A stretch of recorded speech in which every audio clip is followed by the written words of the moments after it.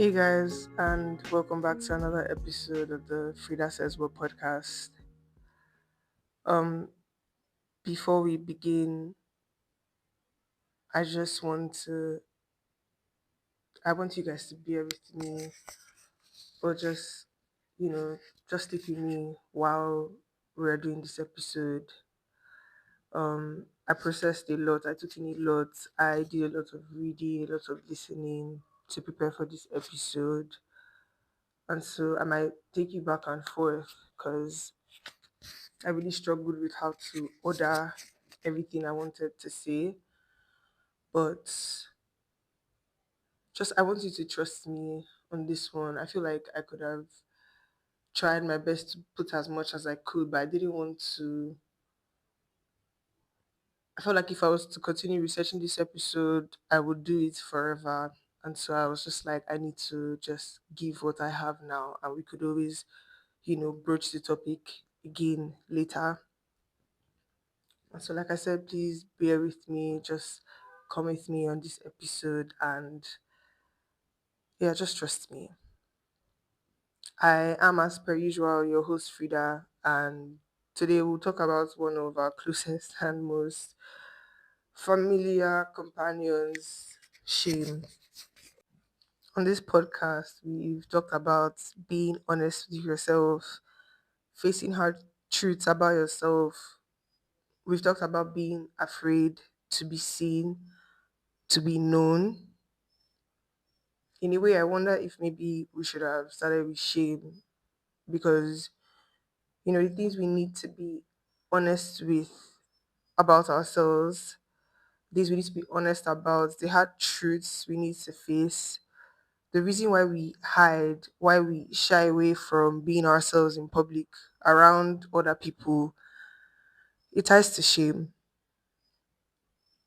The things we don't want others to know about, things about ourselves we avoid and don't look at because we're afraid they are true. And deep down, we hate that they exist and fear other people finding out about these said things, that emotion we feel. That is shame. Shame is a big factor that affects what you do and how you view yourself. The things we conceal and try to hide are the things we're most ashamed of. When you don't feel comfortable with something you like, when you gloss over things that matter to you because you don't want anyone to know those things about you, you reserve them for yourself and your closest friends. Shame is the feeling that causes you to do that. That feeling that makes you think you're wrong and and that you're flawed. Like that feeling is shame. To begin this conversation, let us start by giving it a definition. What is shame? Shame is a painful feeling of humiliation or distress caused by the awareness of wrong or foolish behavior. That's like the, you know, definition. Definition. Someone else defined it as an internalized experience about yourself, some aspect of your character, or how someone has treated you, and in turn, how that made you feel about yourself. I would personally describe it as a strong feeling of intense embarrassment, anxiety, and self reproach brought on by a weirdly certain belief that how we feel, who we are, because of what we've done is wrong. As an extreme, I would say shame comes from an almost certain opinion that you are fundamentally flawed. And apparently, shame is an evolutionary thing. While reading in preparation for this episode, I found out that babies experience shame naturally without learning without learning the feeling. So the shame response is actually natural. It's normal. It's basically us humans like adapting, learning to keep ourselves in check so we can benefit from society. I mean, have friends, have a community, security. As we all know, there's safety in numbers, and thinking about mankind and how we evolved, you can see how shame was kind of installed. It's like an upgrade of it's like an upgrade in your DNA, I guess. In a way, it is our own law enforcement, it is our police officer, it is our own way of ensuring that we stay on society's good side, like we stay with everybody else, that we belong. Once you do something or think something or want something that alienates you in any way from your community or your society, once you know it's something that wouldn't really be readily accepted, you suppress it, you hide it, or you try to erase that thought or the feeling so that you can continue to be part of said society or community. Shame in its own way, it's a regulator. In the conversation on shame, there's like a spectrum. I'll I'll say there's a spectrum. It starts with like, I guess it starts from being very shameful. Um Emphasis on the shame and the full. And then it goes to you feeling, I guess, healthy shame. That is like just the right amount. And then it now goes down to like shamelessness. I guess I took it backwards. It's like going from shamelessness and in increments, increasing shame is increasing incrementally, and you get to the other end of the spectrum, and that's shamefulness, shamelessness, and shamefulness. And we'll get into the three sides of it. Shamelessness, healthy shame is the middle, and then shamefulness. The first thing I want to do is get, I think the first thing I will tackle is shamelessness. I really want to get shamelessness out of the way. I just want to state my grievances with what I realized about it.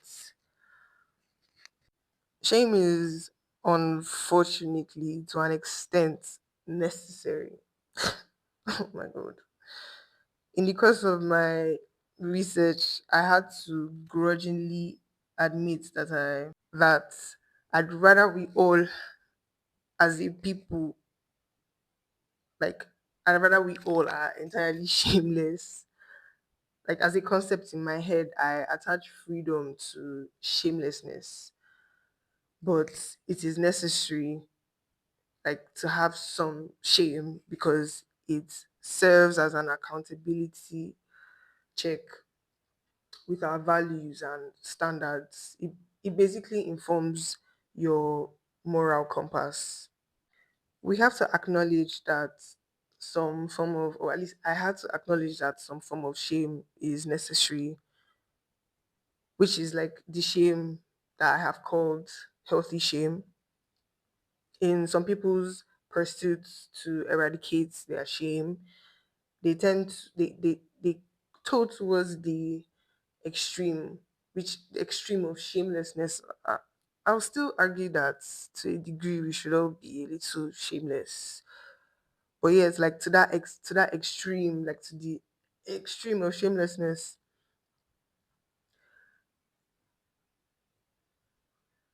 To completely be without shame is to basically have no morals, no boundaries, no lines you can't cross, no moral quandary over hurting another person or doing truly bad things. Shamelessness as an extreme is no good. You should feel ashamed when you do things that contradicts your values. I would be ashamed of myself if I betrayed my friends. I should be ashamed of myself if I betray people that trust me. I would be ashamed of myself if I treated someone with less respect than they deserved. When we do things that contradict our moral values and beliefs, the shame we feel should prompt us to make amends, to analyze what we did and improve, do better. But then the problem comes when, like, instead of facing and acknowledging our shame for what we've done, I guess our guilt, maybe, we internalize it and ascribe it to our character. Instead of thinking, I did a bad thing, you think I am a bad person. Instead of acknowledging what we did that we're so ashamed of and, facing it, growing from it, we kind of settle into the belief that shame, that shame defines us, and then the shame compounds on itself and grows into an internalized feeling of wrongness and despair. And I mentioned guilt just now, so I think this is where it is important to note the difference between guilt and shame. Guilt is about something you've done, an action or a behavior, and then shame, on the other hand, is tied to your character, how you see yourself, who you are as a person. In an article that I read, in preparation for this article, I feel like I have to, publish like links to all the things that I read so that you guys can have a more broader take on everything that I'm saying. But anyways, the writer wrote, while guilt is about wrong actions, shame is about being wrong as a person. And then again, they said, learning to separate your guilt from your shame is one of the first steps to feeling less shame in general. I think if we could draw the line between what we feel guilty for doing and what we're ashamed of, tackle the guilt. You know, what did you do? Whatever you did, like, if you hurt somebody, if you did something bad, try to make amends, um, behave in a way that, reflects your values. Because at the end of the day, the conflict is your values. You have done something that you don't think is okay. We reduce the effect of internalizing the guilt that becomes shame, which then in turn helps to ease the feeling of shame, as she said. And also another way to look at it is that, like, if you you you use guilt as more of like a corrective mechanism for yourself as opposed to shame, even, like, sometimes if you really look at the guilt, like, it helps, you can ask yourself, like, I feel bad about what I did, but then are you responsible? Is where is the guilt that you're feeling coming from? Is it coming from you, or do you feel responsible? I'll just leave that there because I don't think this is the time that I will get too much into it. And then it's also for things like embarrassment and humiliation, which some people would describe as a type of shame. Embarrassment is a less intense reaction, which is usually attached to maybe a particular situation. It's transient, I guess. It passes over time. It's something that we can laugh off or forget about later. Like if you fall down in front of a group of people, like, yeah, for sure, you'll be embarrassed. Yes, sure, but like it doesn't mean anything. It doesn't mean anything about you, or like about you as a person. Like you fail. And like some people will laugh. You said you might laugh, but like you just stand up and move on. And then like after that, you've forgotten the experience, like you move on, you don't really ascribe that situation to your character, but you were probably embarrassed, if you get what I mean. And then with humiliation, it is the act of making someone else feel ashamed. Like, to humiliate is to make someone feel ashamed or foolish by injuring their dignity or coming for their self-respect. You can say that, like, wanting to humiliate is a form, it's like almost like a response as well of shame. You feel ashamed, you want to therefore make other people feel ashamed. you know you feel small, and in turn you make someone else feel smaller, or someone else will try to, make you feel small, try to force shame on you. Embarrassment, humiliation, shame, these they ride on the same boat, but they're not necessarily the same things. But also for clarity, because I was having a discussion with Odera about this, and then he brought to my attention like how like similar healthy shame and guilt is. And then for clarity, um what I guess landed on, or what I came to, what's the thought I came to was that like maybe healthy shame is a byproduct of reasonable guilt. That's reasonable because sometimes we feel guilt about things that we're not responsible for. Like I said before, guilt as an emotion can lead to shame. You feel guilty about something you have or you haven't done. You ascribe the action of doing or not doing to some fundamental flaw in your character, and then you feel shame. And if it's healthy, you make amends. Like if you do something or you're ashamed, you feel ashamed of yourself for something that you didn't do. Yeah, you okay, fine, you feel the shame, but if it's healthy, you try to grow from it. But then if it's toxic, you end up like in a downward spiral that freezes you. You're like, oh, it's me. I did this. I'm a bad person. But then, like, when you quote unquote acknowledge that you're a bad person, that kind of toxic shame doesn't make you want to do anything about it. It just like hijacks to you, and then you feel sad and then depressed. And then, like, you're just like, oh, woe is me. Woe is my life. And I actually quote myself because I've said that before. So, um, yeah. So I hope that I hope if anyone while listening to this had their thoughts on that. I hope I kind of clarified that for you. And then there's also shame and trauma, and how shame is almost always a byproduct of trauma, but not all shame is as a result of trauma. Ah, God. Shame, shame, shame. You had me on a spiral. For real, I'll tell you that. Sorry guys, to continue. If you haven't experienced trauma, well, first of all, God has blessed you abundantly. And for those of us that have, I think what we all have in common is that we start to think that what happened is because of us. Because why not somebody else? Why you? Why did it happen to you? Why you? And you can internalize and believe that like you are the cause.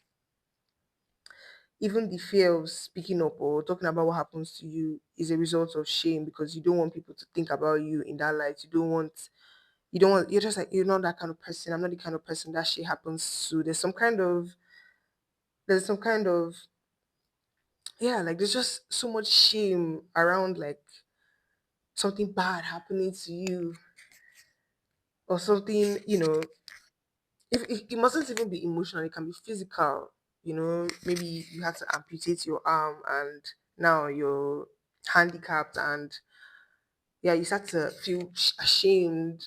Obviously, like that is, in fact, that is very straightforward. You kind of feel ashamed because, like, oh, you don't have an arm, and it goes on and on and on. I guess maybe some people don't, but the people that don't, I would, because shame that does not result from trauma, I would think depends. It is a result of the people around you, like the environment, how they treated you because of your trauma. Like if it was something that everybody knew about, how did they handle it? Some people found out. How did they handle it? How were they there for you? Um, Shame is the narrative, I guess, around the pain, around the experience, around the situation. And to give like an example that I think a lot of women, I guess, could relate to, any woman who has probably experienced sexual abuse in Nigeria, especially at a young age. Like every story that I have heard about, a fucking pedophile molesting or assaulting or raping a young girl. Sometimes, yeah, the man has his consequences for doing said things, but almost every single time, the girl is still punished for it. Like you're 5 and you're 6 and a man touches you where he's not supposed to, but your parents will probably do whatever they want to do to the man. But then they will also punish you. They will beat you probably severely. And then like if that's not a way to learn shame, especially from that kind of trauma, I don't know what that is because you're being punished for something that happened to you. Because if you're punished for something that you did something wrong, but how can you do something wrong if a man who is like 10 years older than you, 20 years older than you, has molested you?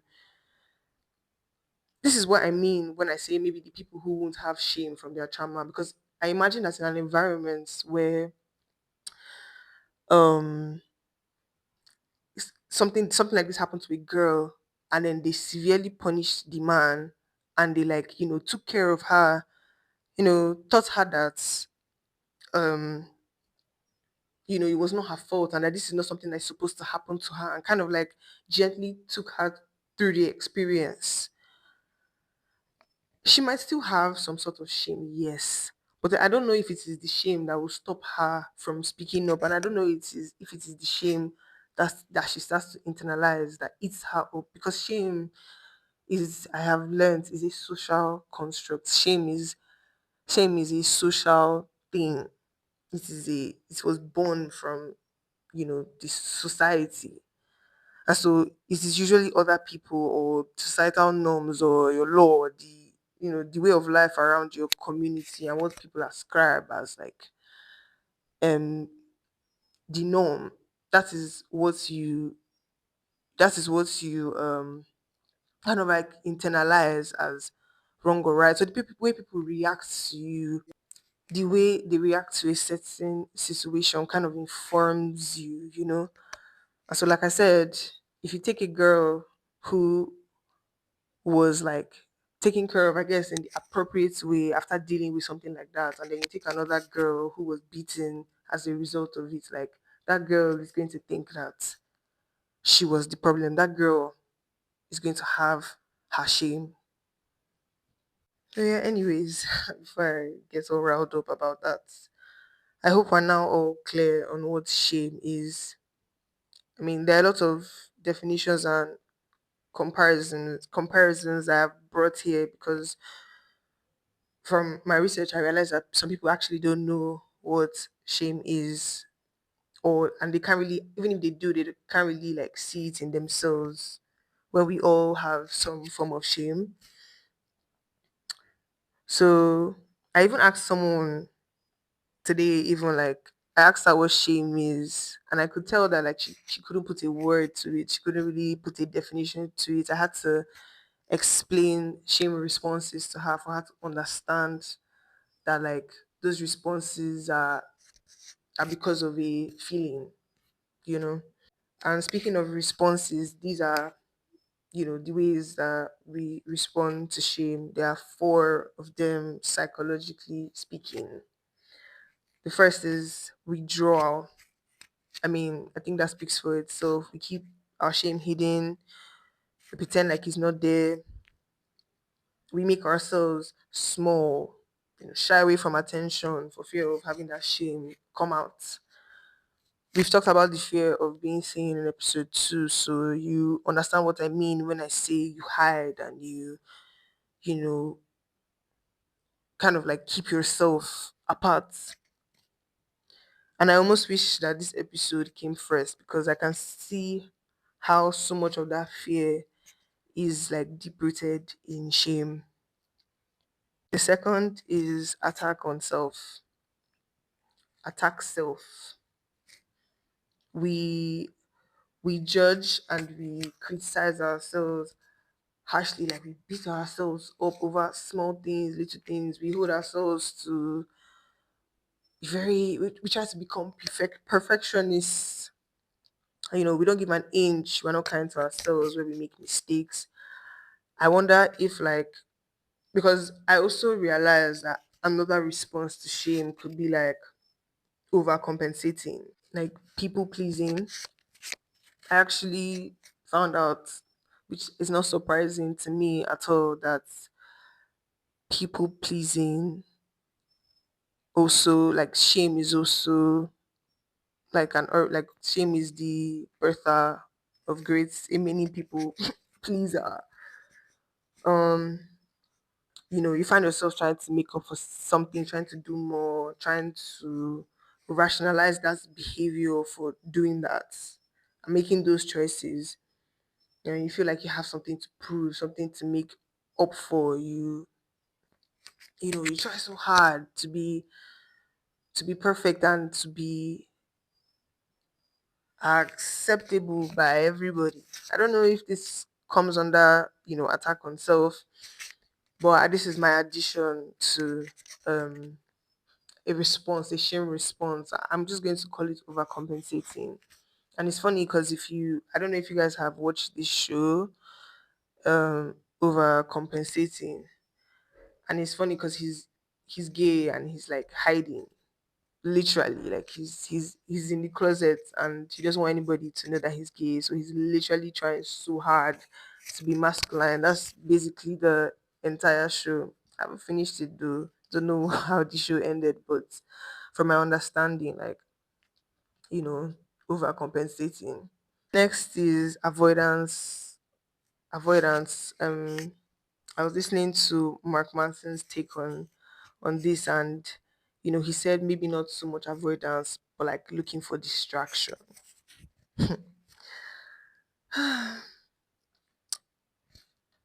I mean, it's similar to withdrawal in the sense that like we pretend that the shame isn't there.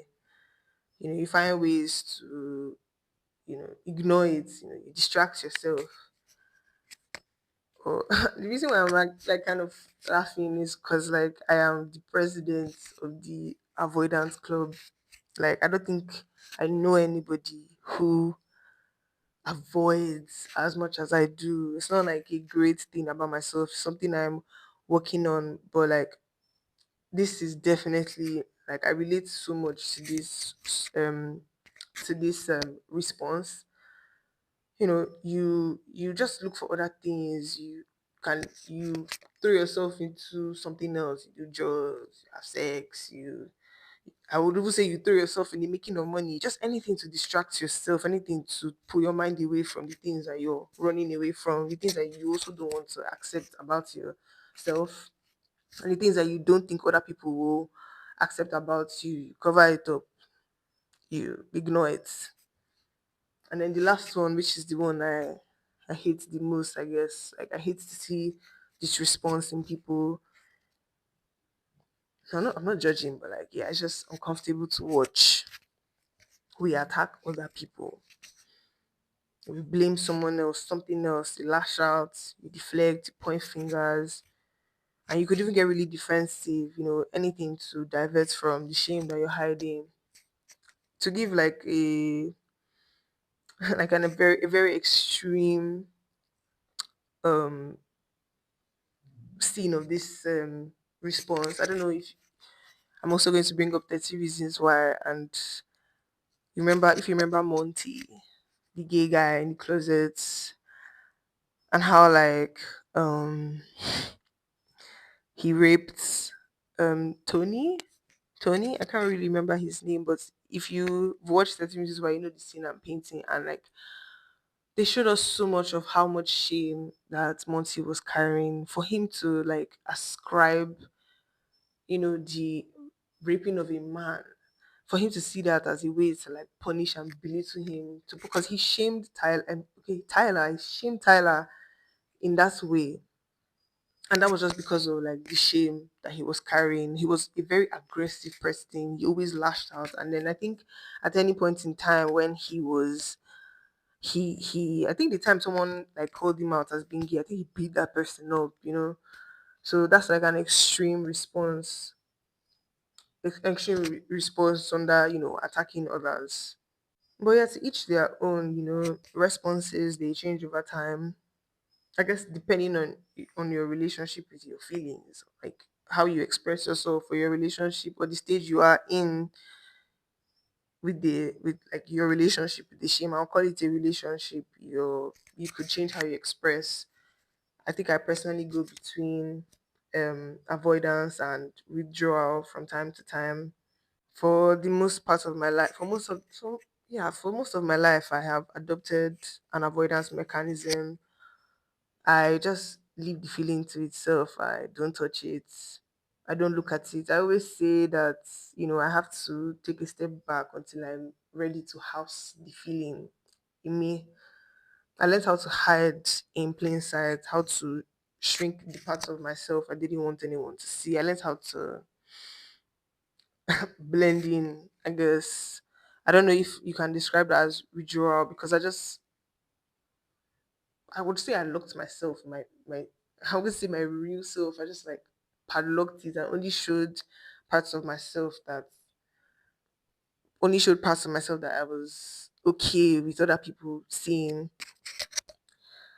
When I was listening to the Mark Manson podcast, the episode on how to let go of your shame, he mentioned that he stumbled upon the word intellectualizing. Intellectualizing, which is a defense mechanism, like it is a form of dissociation that keeps you at a safe distance from the feelings that you think are overwhelming or painful or overly familiar. And I can see it so much in myself. I read a lot of things I have written about shame, and I see it so much in my writing, in everything I've ever written. I think even in how I'm unable to write, or I always switch. I start with in first person, but I switch to third person because like that's how I can handle talking about what has happened to me. That's how I am able to let it out. So that's the only way I can look at the feeling from a third person perspective. I say you instead of I because it's easy to come at feelings like that, as big as that from a third person perspective. And then focusing on the events and the retelling like it's not me that it happened to, like it's someone else's story that I am just writing down. But not to get too much into that because like yeah, I even feel a type of way saying that. But yeah, that's my own way of, I know that's like avoidance and withdrawal are my responses. And I'm sure there are like so many more specific ways that we respond to shame. There's so many ways that we get shame. And I just want to, explore some of that with you, just talk randomly about like certain scenarios and certain things I started to see when I was, planning this episode. Because like there's how people who have suffered sexual abuse, I keep coming to this because I feel like um, you know, I understand this. There's the way like how sexually abused people also tend to become overtly sexual. Like it's almost a way of reclaiming the choice that they lost, or kind of like taking back their power. It's kind of like a roundabout experience. Like this thing was taken from me, but now I am choosing to do this thing freely. But then like, and then being more forward and more active in the way I pursue like sexual pleasure. Honestly, like there's probably something I can say that I probably thought I would be comfortable with sharing, but I don't know how to say it. I don't know how to say it out loud in a way that I will feel comfortable with posting. But but it's just the way that like this particular shame takes up space in your body, and it sometimes even kind of becomes part of your desires, I guess. Um and there's also the way parents pass down shame, like their own shame to their children. Like how African parents worry about their image, their name, the family name. We're taught really early that, doing certain things, living a certain life will bring shame and disgrace, to the family. So you learn how to create your image in such a way that you won't shame your family. I don't know how to I don't know what other ways to describe. I don't know what other example to use because I feel like that one is pretty prevalent. Like how your parents say, however you want to look, don't look that way in my house. That type of thing. And like me personally, I come from a very religious and conservative household, and you know what that means. Like there's a certain way you speak, there's a certain way you dress, there's like just a certain way you have to like hold yourself, and there's certain responsibilities as well that like are kind of that are expected of you. I remember like making my hair one time. This is so random, and then I was using a mixture of. Funny enough, they were dark colors. Like it wasn't that crazy. I don't know what my mom was on about that day. But then like she came when I was making my hair and then she saw me and then in front of everybody she got so mad. She was like, why are you using all these colors? Are you prostitutes? God. And I felt so much shame. And I remember like after that, I can't remember if I did any other color. And sometimes even when I try out expressive hairstyles, I try out something random and new, like I always just instinctively wait for, that response. I'm like, you preparing myself for when I go back home and then they'll be like, oh, don't, yeah, you shouldn't, why are you doing this? Or why are you doing that? It's like, um, it's funny, self, because like, I think the last time I did like really, I wasn't really bright. It was kind of like there was a lot of 613 girls. If you get it, you get it. But my mom was just like, maybe next, yeah, it's fine. Maybe next time. You just, and I was like wondering where this response was when I was like 13 and needed the calm reassurance. You know, it's funny because all those rules and regulations that they put on me, all these things, all these do and don't do. Like something like plain emphasis about my character on something like my hair. The kind of clothes we put on and like the things my mates could do that I couldn't do. Like I carried a lot of shame around that because I was just really ashamed of the way I was brought up. I remember like um it's funny because on the episode of the Mark Manson's podcast, the How to Let Go of Your Shame, Drew was like sometimes you when you're going through like I guess your relationship with the shame after feeling bad about it and feeling terrible about it, then sometimes you now wear like a badge of honor. And when I was in secondary school, I just used to like because I've never really been the type to like I guess lying about my shame was not for me. And so if it was out in the open, if it was something that I couldn't control the narrative about, if it was something I couldn't like just keep shut about, is either you ignore it or you keep shut about it. Like I'll just be like, hey, that's what my parents are, this is what it is. I kind of like made sure that the attention wasn't on me, that this was not my fault, that I wasn't the reason for this, like this was their fault. It is on them. That is they are doing. And I think that was how like I got through most of my formative years, handling and carrying that shame. And then when I went to uni, it was like I was two completely different people. I was having like an identity crisis because some of the things obviously that my parents were teaching me, some of the rules and the laws, like when I say laws, it sounds like they were like do and do not. I mean like most of just like the expectations from me, like when I'd come back home, I'd do that. And when I go back to school, I'll just add all the extra things I enjoy. When I come back home, I take all of that. I'll just like leave that side of me in school and come back. So I was like, I can't be everything I can be or everything that I am at home because I'm ashamed of that side of myself here. But when I go back to school, I'll be that person. I'll be free. But I'm still feeling guilty because, like this living this way, wearing these clothes, doing these things, quote unquote, are you know like if my parents would find out about it, I always tell my friends like I joke with them. I say, oh, if anything happens to us here, just arrange me. It's imagine worrying about like shaming your family even in your grave. Because like when I'm dead, aren't I? But then I was so I'm sure that when it comes to knows, like even when I'm dying, even if like even if she's, I mean, when I'm dying, even if she's upset, she better do the needful. She better just like rearrange me so that my parents will have no clue.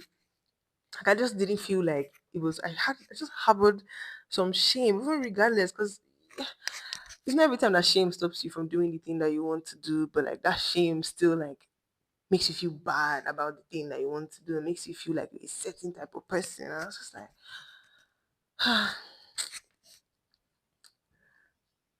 I'm God. Like you can imagine how I felt when I came back home after graduating from uni. Like no more, no more outlets, no more expression. You have to find ways to be yourself in this house because you can't do this forever. You can't hide, forever. You can't withdraw from your family. You can't shun them. They're your family, because I noticed that another way that I coped with the shame and all the mixed feelings I was feeling was just to shut them out and just like keep them at a distance. And then like I didn't want to do that anymore. And I guess the thing that helped me to come out of that was to kind of like accept because I was running away from it for so long. Like I said, I just didn't want it to be, but I just didn't want it to be like ascribed.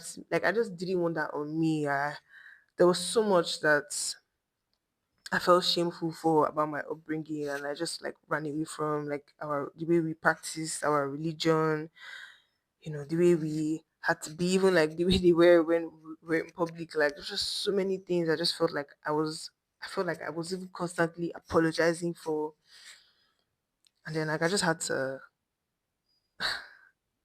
accept it, which is funny. After everything, I just had to be like, well, you are a product. I was fantasizing about, being a being. As part of this journey is also trying to see if I can be more than my environment, if I can be more than, the situations that have made me. But then, like, even if I can be more, I have to accept the fact that presently I am. And I was just like, well, these are sides of me.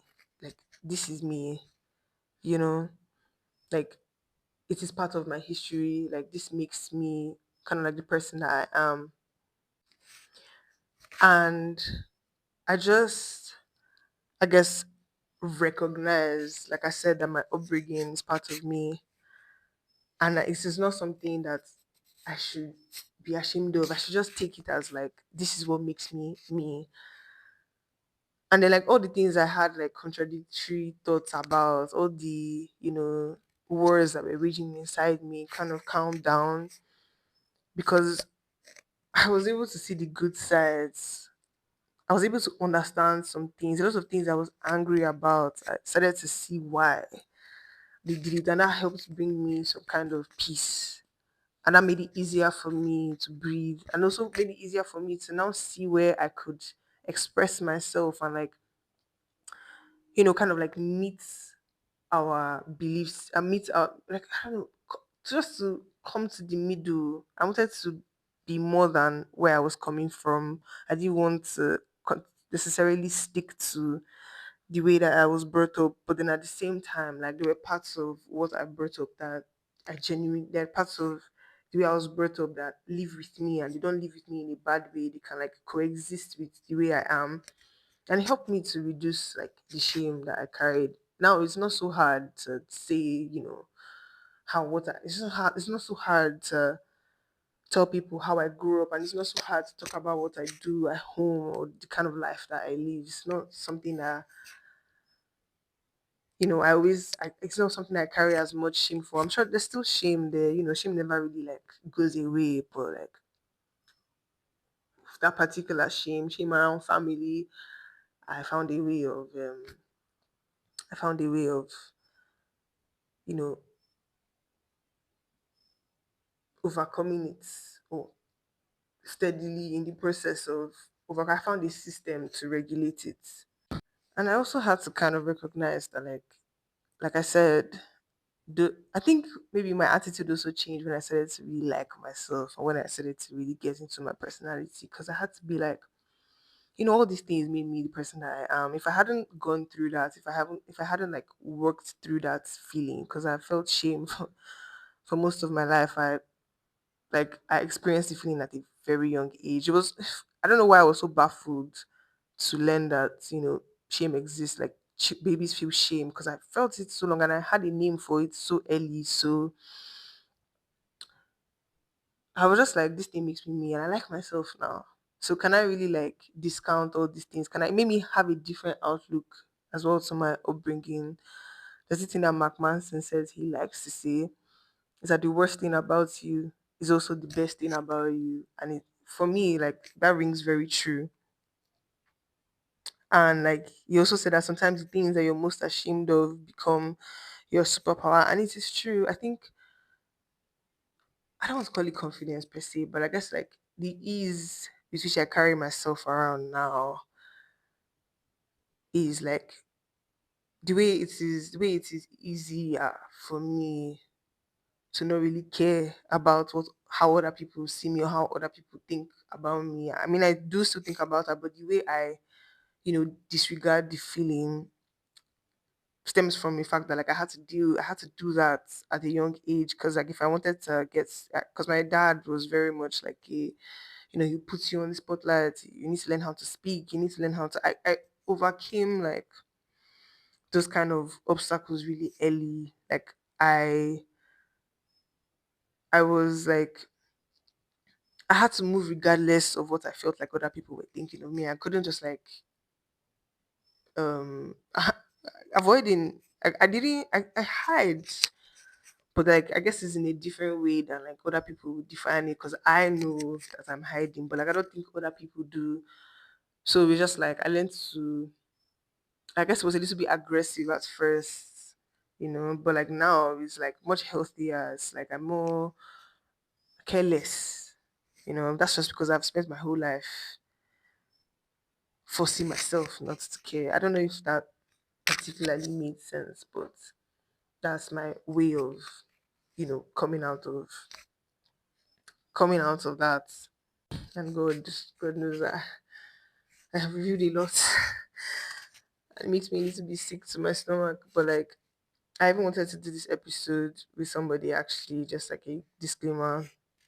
I had already asked even, but I was just like, with what this episode means and with what it like brings out of you. I don't know if like I can ask that of somebody else. So I said I'd be as open and as honest as I could be. Like I can't say everything, obviously, but like these things that I can say, like, let me let you know, let me encourage you to speak, because like the thing about shame is that when you don't say it, you know, you give it more power. But when you say it out loud, when you hear it, when you bring it out into the world, once you tell somebody, because it's a social construct, it's about other people. And when you realize that it's not that, it's not, it's not, it's not insurmountable, or like it's not as deep as you thought it would be, or you're not going to be as judged as you thought you would be. It makes you like, it makes acknowledging it easier. It makes letting it go easier. Just felt like I had to say that. And yeah, anyways, to continue, the things that people feel shame around, physical and mental health, appearance and body image. I feel like, shame is, the origin of things like body dysmorphia.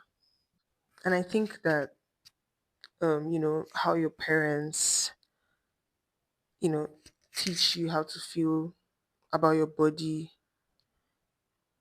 also contributes to the shame that you carry around your body image. I got to realize this actually. You know what? Just I'll drop the link to the episode because the episode really like put my mind in a lot of places.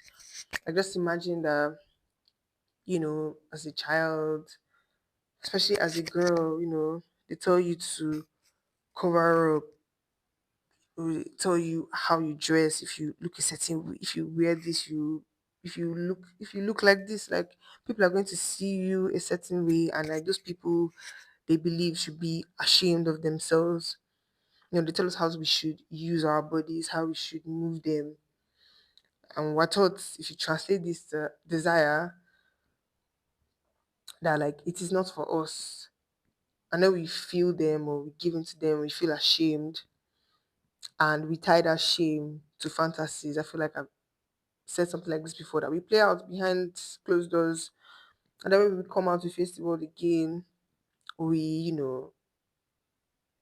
wear those clothes and like look that way that they want us to look, just so that we can be tagged a certain type of girl, a certain type of female. And like the way you're taught to cover up, the way like as women we're just constantly told to the way we're asked to present, like they're teaching us to suppress everything that makes us like different. They want us all to look a certain way. They all us all to walk a certain way. They want us all to talk a certain way. Like we have to fit into the idea of what a woman should be and how a woman should look. And like the shame is in everything. It's hard to tell the difference between shame and modesty, shame and conservative, shame and propriety. And like for us women, like the shame is in everything, and the implications of thinking like that is terrifying. Like it is alarming, you know. And then like the shame around money and work, the shame around parenting and family. I feel like I've touched a lot on like shame, how shame can surround your family and like parenting. And there's sex and sexuality. I've talked about Monty. Like there's so much shame around sex and sexuality that like I wonder who I don't know who where it came from. I don't know why. It's one of the biggest things in our society right now. I can't understand why the genesis of the shame. I don't know why people were made to feel ashamed or something like this. But to get into that talk is to get into another thing entirely, and like we'll leave it at that. And the shame around religion. Shame shame around religion. I'll get back to that. Shame around trauma, shame around being an individual, which is what we're trying to do here.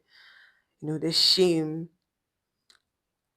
when like you feel like you're different from the people that are around you. Like you don't feel like it's a good thing that you're different from the people around you. You feel like weird for you to feel bad about it. You wish you could change yourself. I don't know how many times I've wished to be normal. It's funny when people I used to always say to people, which I take back, I guess was my own way of like showing my shame. I guess so. I don't know how to put it out. It was my own subconsciously. I never really thought that like now that I'm thinking about it, like in this moment, I never thought about me. Say when people tell me, "Oh, you're different. Oh, you're interesting," I'm like, "Oh no, I'm normal." Trust me, there's nothing interesting about me because I genuinely don't want them to know the things I that I feel are different. I don't think like it's great. I don't think it's good. And like um I would say I just want to be normal. I just want to fit in. And now when I'm thinking about every time I had ever said that, I genuinely meant it because I believe that um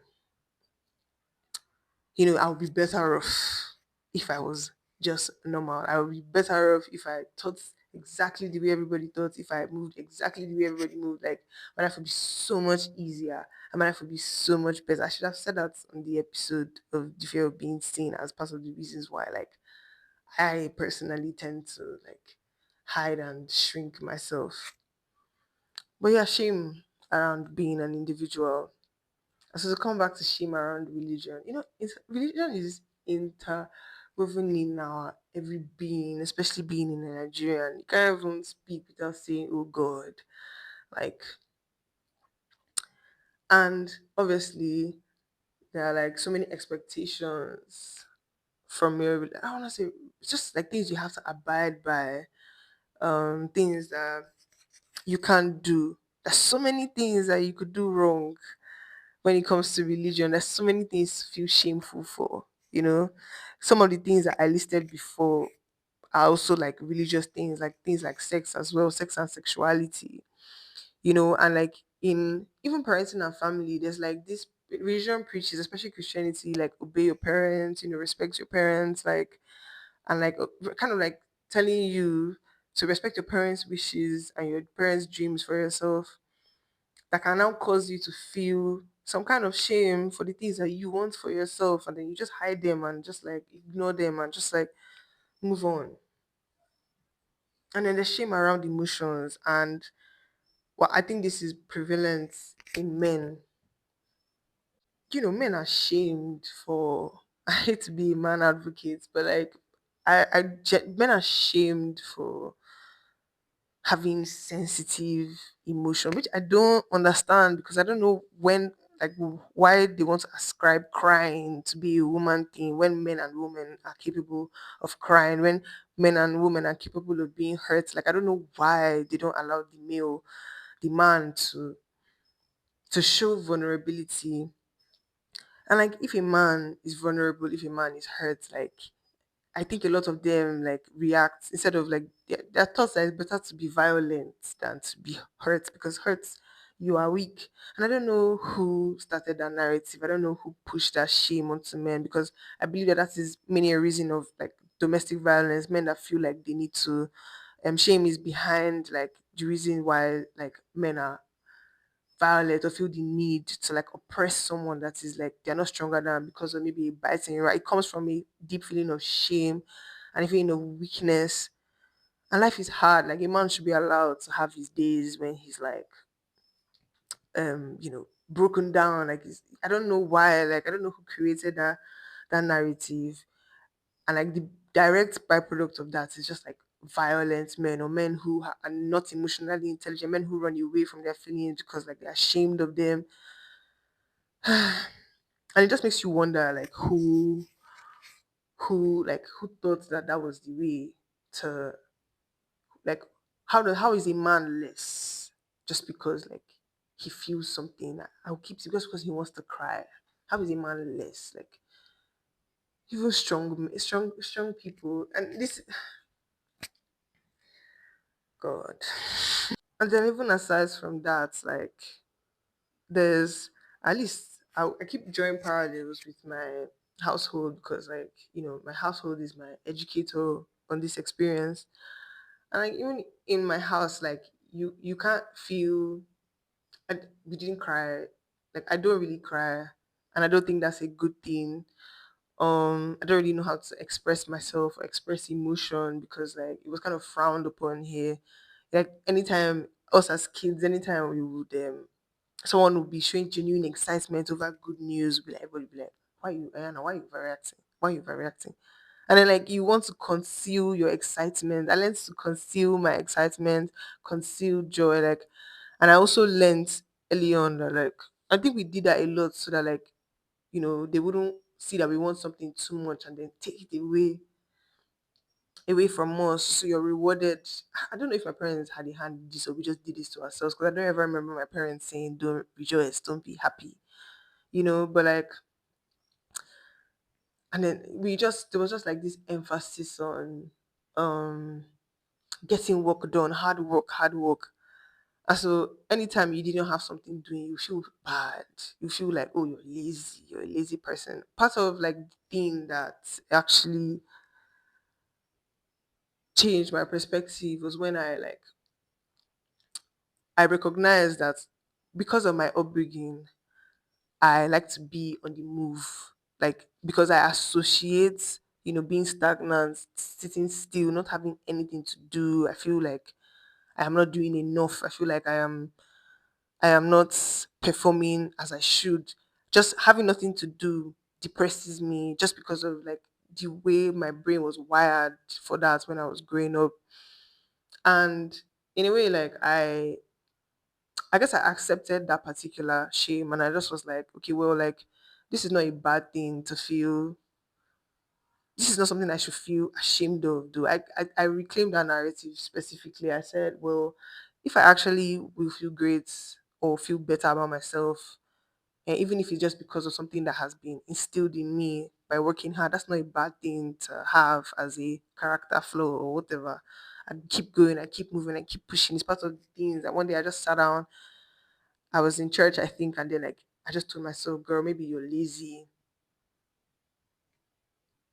Like I was running away from it so much. I think I was like trying to fill my mind with so many other things, but like I'm like the truth of the matter is that like you're doing nothing. Like you're probably lazy. You need to get the fuck up because I think maybe like the reason why you feel some of the way that you feel, some of these emotions, these depressing emotions that you feel is because you can't just get the fuck up and do what the fuck you're supposed to do. You're not doing anything. I think I mentioned that on the first episode. I keep thinking maybe shame should have been the first episode because like it's really at the root of so much about ourselves.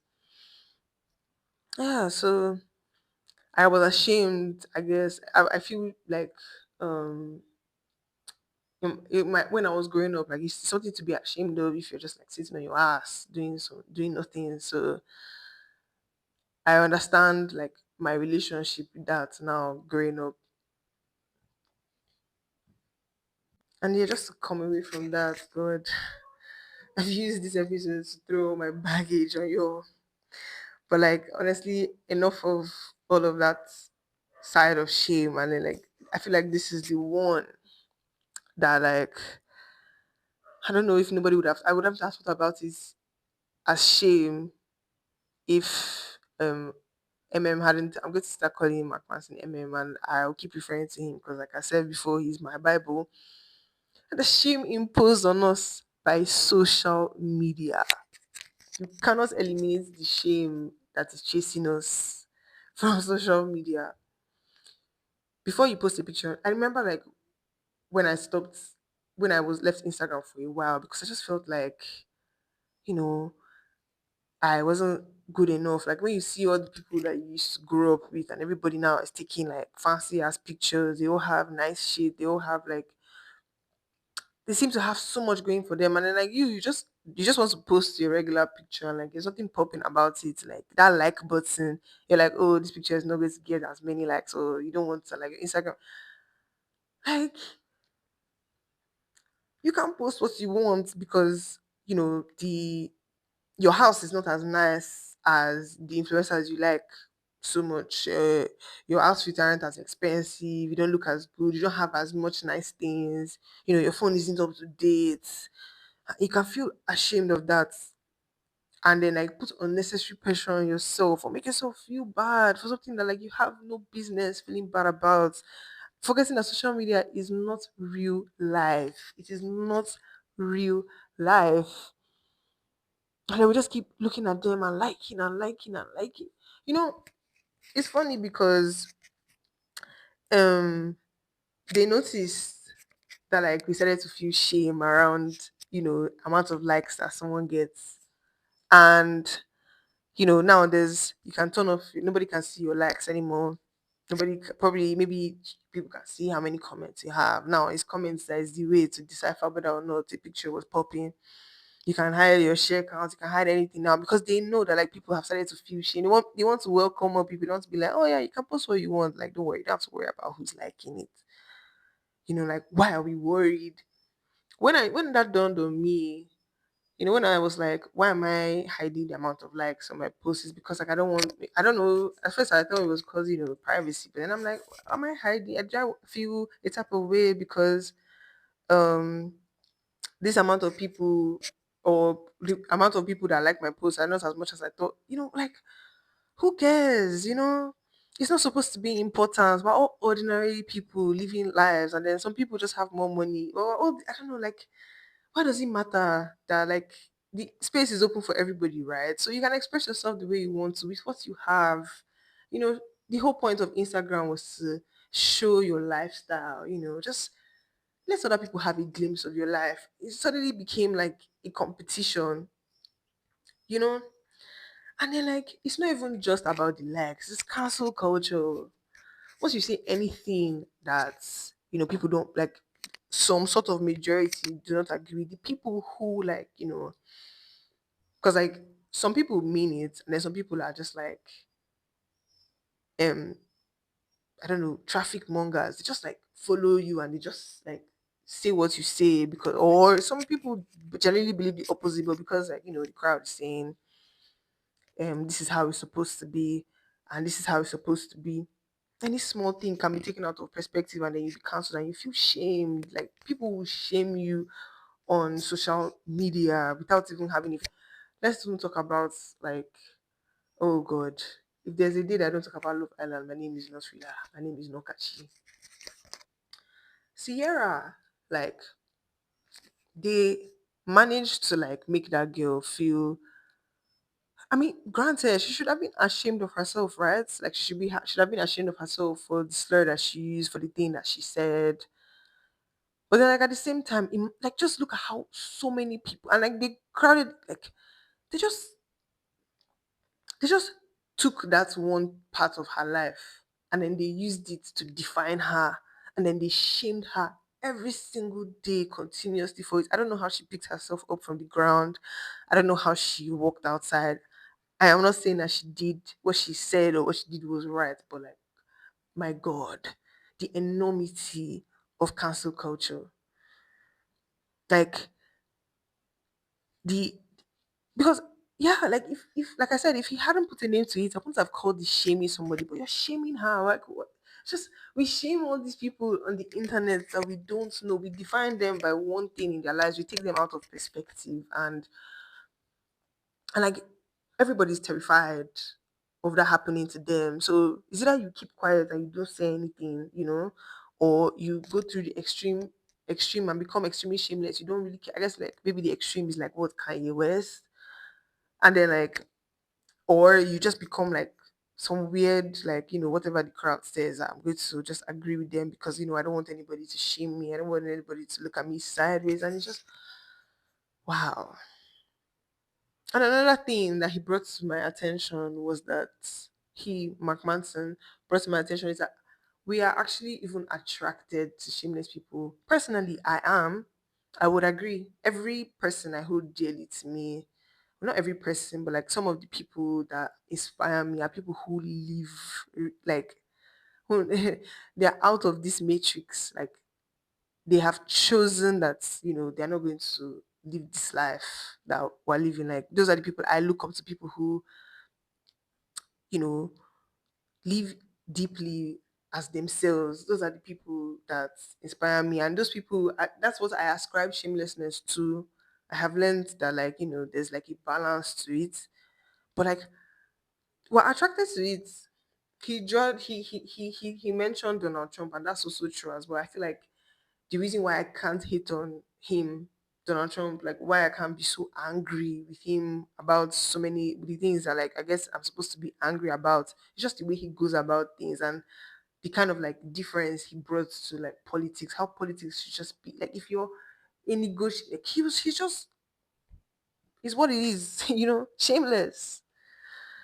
I want to say you guys should watch Shameless as well, but like that one says everything bad about shit. Like that, if you want to know what Shameless is in a bad way, go and watch Shameless. You have a good time watching it, but like yeah.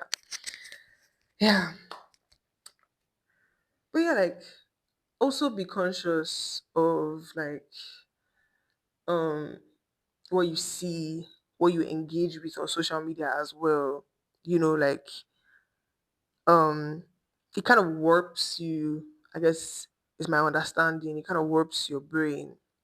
um you if you follow somebody long enough, you like do anything to like you're kind of like saying yes to what you're saying, yes, you're validating them, right? And in turn you're also kind of validating yourself.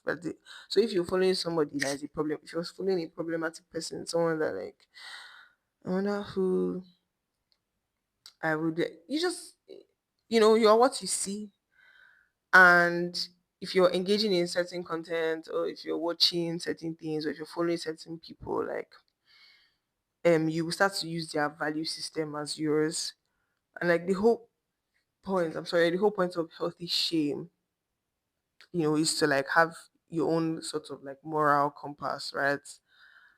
And like if you keep watching other people and like you keep feeding into their lives, you're going to also see that as what you want for yourself. So your own values will change. You probably even have contradictions if you're like self-aware, to see how like you might be like liking somebody that generally opposes your value. So you should be careful about like what affects your value system, and you should make sure that like who you are is just you, and not like a byproduct of someone that you follow.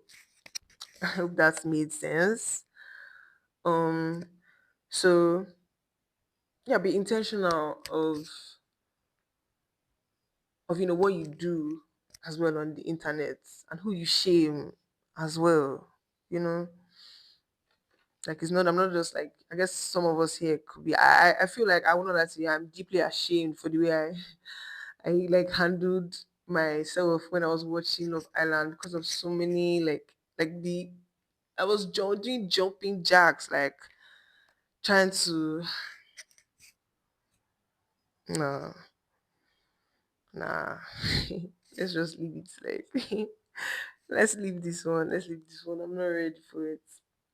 I'm not ready for it for real. And if what you're saying or what you follow says a lot about you, Sha, then if you follow this podcast, if you follow us everywhere, what that says about you is that you are a person who is dedicated to growth and good change, and dedicated to understanding and coexisting with yourself. It's just like you are, practicing being your own person, being your own being. That's what this podcast says. I'm not nobody. If you like this, I'm shameless in my self promotion. I just have to tell you that out there. So if you want to feel validated for feeling that, please by all means hit the follow on this podcast. Subscribe. Thank you. Gosh, we talked about a lot. Honestly, I this is what I meant in the beginning when I said that you should bear with me because I will take you up and down. But I didn't know that I would laugh while I was in this episode. I thought it was going to be severe, but like great, I guess that is not as severe. And I hope honestly that you've been following, and you've come with me up to this point. This is just me, like, returning everybody to ground zero, keeping us grounded.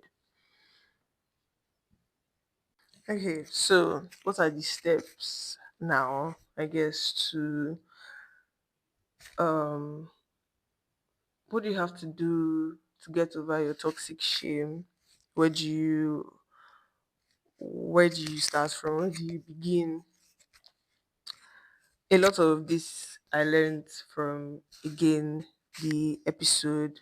So a lot of this is just me summarizing and also like saying my part. If you really want to know the history, I would still advise you to listen to the How to Let Your Shame Go episode of the Mark Manson Soul podcast. But what I have, like, I hope put everything into context.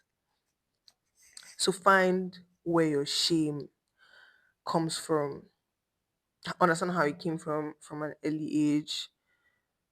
And shame, I guess the first instance of shame would come from self recognition, which is, I think, when you realize, right from wrong. And yeah, I think they mentioned something like, it's not funny how kids, like when they do something, after they've done it, they realize, oops, they shouldn't have done this thing. So when you felt that as a child, when you did something wrong, I guess, how did your parents correct you? What did they say? How did they let you know? Did they, or your parents, like the type of people who were like, what is wrong with you? Why did you do this thing? Or whatever, like, oh, you shouldn't have. I'm using soft tones to differ, but like somebody can be severe and kind. I mean, someone could say you shouldn't have done that. That is not something that you should do. Just do better. But then, like another parents could be more. I guess they might not really realize what they're saying. They don't necessarily mean something is wrong with you. They just mean like they're trying to say why did you shouldn't have done that thing, but like what comes out from their mouth is what is wrong with you, and then like you will now think as that small child that something must be wrong with you for having like done that. That can be like, you know, a place that shame can come from in some people. And like if you were criticized a lot growing up, I think that could bring in a lot of self doubt. Like maybe if after everything you said, somebody made you question yourself, if after everything you said, what you heard was, oh, you're not serious or you're not thinking correctly. That I know how like we can be now. Yeah, you can start to like, that can start to form that in-depth like weird knowledge like I called it, that something is wrong with you, you are the one who is flawed. Those are like places I guess that shame can come from. I think they say a great deal of shame comes from childhood trauma, I guess. Like when we're young, kind of, I mean, you can be forced to be ashamed for things like earlier in your life, later on in your life, I mean, but a lot of formative shame, things that like we see that define our character. I think like a lot of it could come from when we're younger. And I guess younger can mean like in your 20s, when you're in your 50s. But for us now, 22-year-olds that are listening, and I guess for older people, they can understand when I say, 20s. Hopefully, older people are listening. But yeah, when you become more aware of yourself, your emotions, how you feel, when you um come to terms, when you figure out where the shame comes from, that is like your first step to feeling liberated from that shame. When I was doing this episode, for this episode, I was having some kind of like block. It was hard for me to, I guess, maybe pick the shame, or the shame seemed to be running around. I had like some concrete ones, but I knew that like um there were some things I was avoiding. And so I started to think back, like from my youngest age, from when I first like identified shame, and I started to say it out loud. I said what I did and what happened, and if like when I said it out loud, it didn't sound as serious, it didn't sound as wild, or if I felt like the feeling wasn't matching my reality, or the reality that we're living in, I would just be like, well, like it's not that crazy. And if it's something that like isn't a bad thing, I just accept it about myself. And if it's something that's a bad thing, I accept the fact that like I was someone that who could do that, and just be like, well, I don't want to be that person anymore. I've changed. I'm not that person anymore. That doesn't define me anymore. And I need to forgive myself and move on. I would literally say, forgive yourself and move on. And then if it's something bad, I say, love yourself as you are. Sounds kind of cringe to say it out loud, like to people that can hear me, but I think that really, um, just made me more aware of the spaces in my life that she was occupying, and it is helping me. I will do it again. I will do it repeatedly for as long as I have to. It is helping me like reclaim my own narrative around those things that I am ashamed of. You might also have to reparent yourself as well. Show yourself self compassion. Yeah, that was the word that came up a lot. Self compassion, because it's not just how you see yourself; it's also how like comfort yourself, or like how you take care of yourself. Yeah, you take care of yourself the way you wish someone had taken care of you. When you are wrong, you acknowledge that yes, you are wrong, but like you treat yourself kindly, like, but don't use it as an excuse to like let yourself off the hook. You know what? I'm sure you understand what I mean. You just treat yourself as like the way you would treat somebody that you love. reparent yourself with love. And the thing is, I probably did not mention this sooner, but like some people are even more prone to shame than others. So this thing I'm saying, some people might not feel this as intensely. I think I am a shame prone person. I'm lucky enough to not have responses that are typically ascribed to people who feel shame very, very, very deeply. But yeah, like I'm shame prone person. You listening might not be as shame prone. You might not feel some of these things as intensely as you do, but that's normal. Like there's this, like I said, there's a spectrum. There's a whole table. There's a whole line that anybody can be on, and also realizing that like shame is a social problem and that it requires social solutions. They said this a lot. Shame is a social problem and it requires social solutions. That means you need to be around people. This is other people that can like help. So which is kind of annoying when you're always thinking from an individualistic perspective. When I heard that, I immediately thought to reject the idea because I was like, haven't I overcome my shame myself? But then I now started to think that like every time I felt less shame about something, it was because I had let it out somehow in some way to some people, to the people around me, and those people around me accepted me and made me feel less ashamed of that thing. When you tell somebody something, they're like, "Girl, it's not that deep. Like me too, I do it too." Like, or yeah, it's something I'm working on as well. When you say it out loud to somebody that supports you, you're ashamed. I think that's actually the way that you it kind of heals you. It kind of like like subtracts that shame. You know, that's like I guess the solution is also why I guess therapy is a big part of um shame alleviation because when you talk to somebody who understands, who's predisposed to understanding you, and who kindly helps you draw parallels within yourself. When you say it out loud, once you say it out loud, like practice saying it out loud. This one is personal Frida advice. Practice saying it out loud and like around people in an environment of safety, mind you, because like you you need to be around people who will support you and people who will like kindly gently tell you the truth, whether it's not is a bad thing, whether it's a good thing. They will either make you feel better about yourself or try to draw your attention to why that thing, like they're like, yeah, you should be ashamed of that, but like it's not the end of the world, that type of thing. And you also need to um I guess find out what triggers you, find out what like causes you to feel shame, what triggers your shame response. you know we've said all the things we kind of like how we respond to shame. So what makes you act that way? What do you respond to?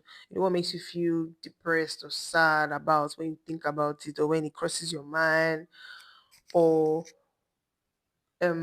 what makes you work extra hard to please, what makes you seek validation, who makes you feel like you need to do more, who makes you feel like you need to have to validate, who do you think you need validation from, what makes you want to be known, what makes you want to distract yourself, what makes you want to distance yourself from other people.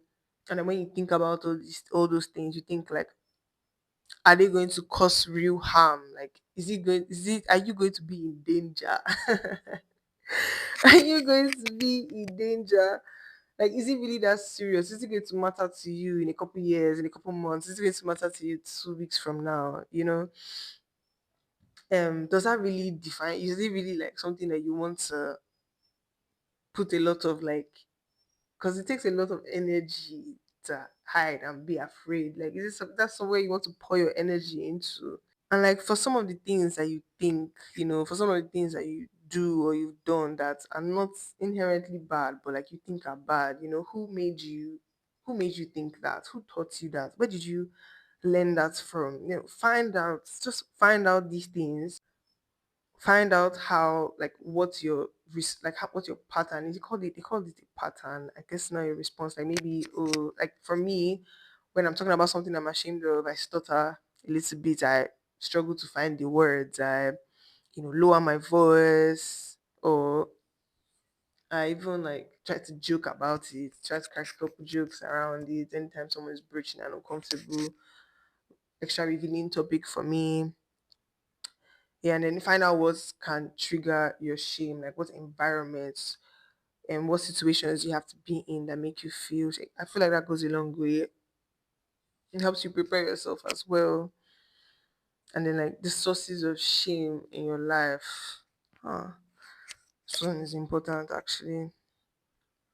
So on the sources of shame, what is the generator of the shame in your life? You need to find that out. I'm also going to have to currently think about that as well. I feel like I know some things, but like the way I read that probably means I need to find out some more. I just know that shame is a reflection like of your values, and like shame is a reflection of some values. You need to know whether those values are yours or other people or other people's. Yeah, so be sure that the thing that you're feeling ashamed for is even something that you care, like something that actually matters to you, because like you can just learn shame as well. And some people will just be talking and they don't even know what the hell they are talking about. Like some people will be saying, "Oh, you should not, you should," and then like, do you believe that? Do you? Is that what you believe? Is that how you genuinely feel? You need to know whether like, yeah, your values are yours. Everything also still comes down to values. There's probably going to be an episode on values actually, because really, like, I actually learned.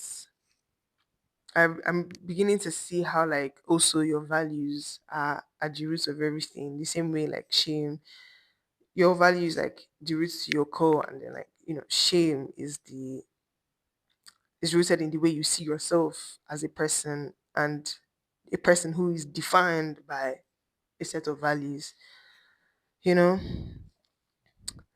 So, knowing all this now, knowing all this now, knowing everything that we know now, how do we, these are just questions you ask yourself to identify and just like understand, I guess, your shame. How do you alleviate that shame?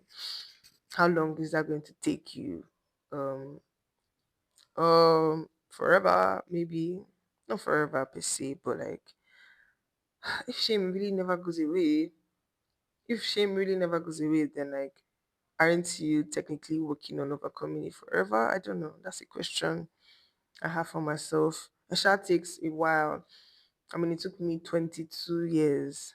If we're still going on the dazzling facts that babies feel shame, it took me 22 years to like come to this like version of myself that understands where her shame comes from. So you can imagine there are probably things that I'm currently doing. I don't. Well, I hope that I'm not doing anything that I will be ashamed of. Now there are some things I have recently done that have brought me shame that I still have to work through. So I guess shame comes in every moment that you feel yourself, and we're human, so we feel ourselves sometimes. So I can see shame as something that you always keep on working on. It's a regulation, it's a regulator that requires regulation. You need to accept and own your shame, and you need to make a conscious effort to do so. You need to embrace your shame, good or bad. And embracing doesn't mean like just blind acceptance. There's really something that Mark said that really, really struck with me. He said, awareness isn't worth anything until it changes behavior. And that sentence like embodies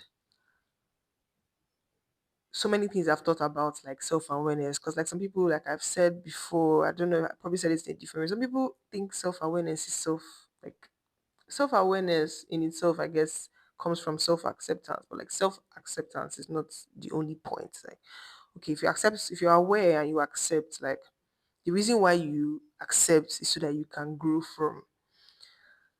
And so like you need to make a conscious acceptance, conscious. We have to make yourself aware of your shame, so that not so that you can be like, oh yeah, okay, well that's me then, cool, cool. No, you need to be like, okay, how can I evolve from this? Like, how can I take control?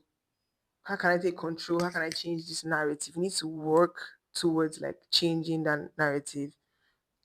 And like changing that narrative means like drawing a separation between like what you did and who you are.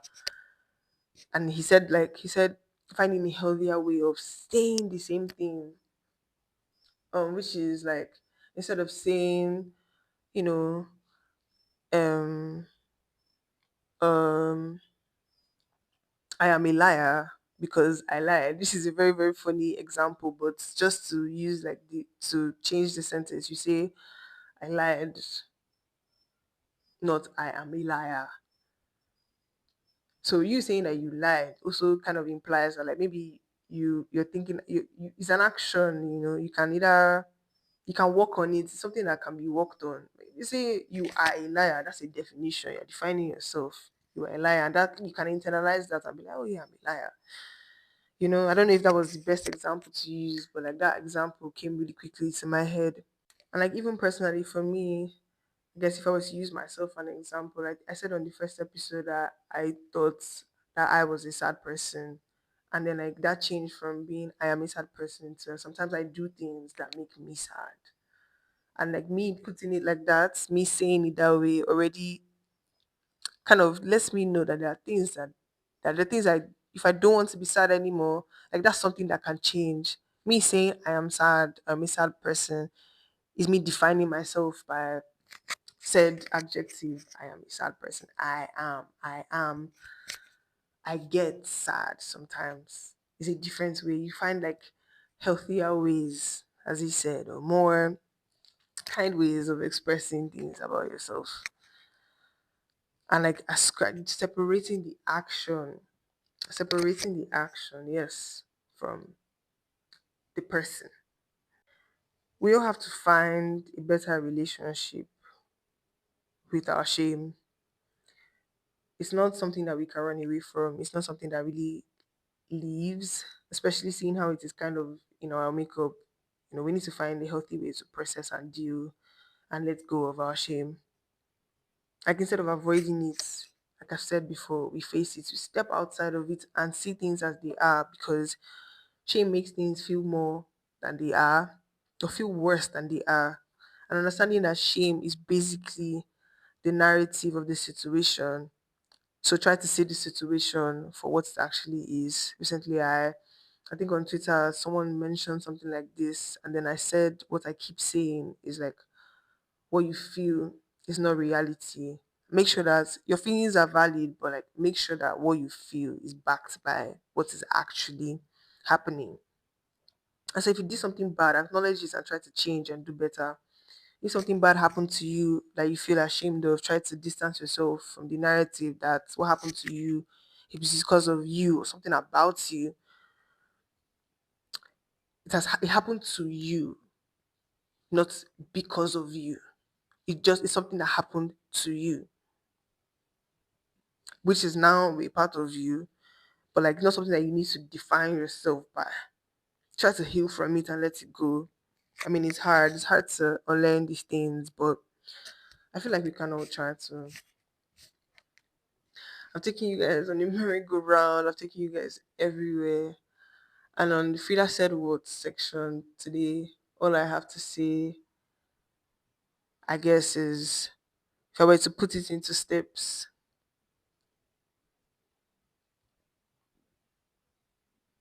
find out the source of your shame. Acknowledge your shame. Know that like some shame is necessary, some shame is healthy, and that extreme shamelessness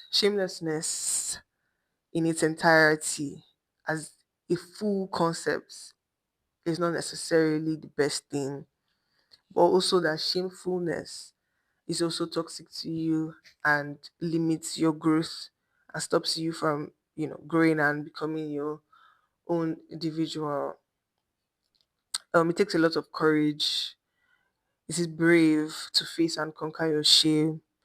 Shame is inherently the thing that you do not want to face. It is, the fear that you are wrong fundamentally. And so, like, to peel back the reasons behind that, to find out why, to find out the places in your life that cause you shame, it takes a lot for you to do that. But you can do anything, and just see it as an obstacle that you have to cross to becoming, whatever it is, being yourself. It is an obstacle to being yourself, and you can overcome it because you're here now, you're listening, and by God's grace, after all of that, I hope you want to. I know I didn't paint, like, I know I focused a lot on like the bad sides of it, but yeah, Frida says that you can let go of your shame. So thank you guys for listening. This was the longest episode I have done by myself. I hope you got really good takeaways from this. I hope I summarized all of that best for you. If this episode resonated with you and you want to share this episode with someone, please do. My DMs are open. I'm actually thinking about starting an active community. So I'll get back to you all on that. So please share, please listen, please follow our podcast, give us reviews, help us get out there. We need visibility. We want all other people to know about this. So yeah, thank you for listening. Still Frida, still learning, still hoping, still letting go of that shame. Till I see you guys. Till you hear from me next. Goodbye.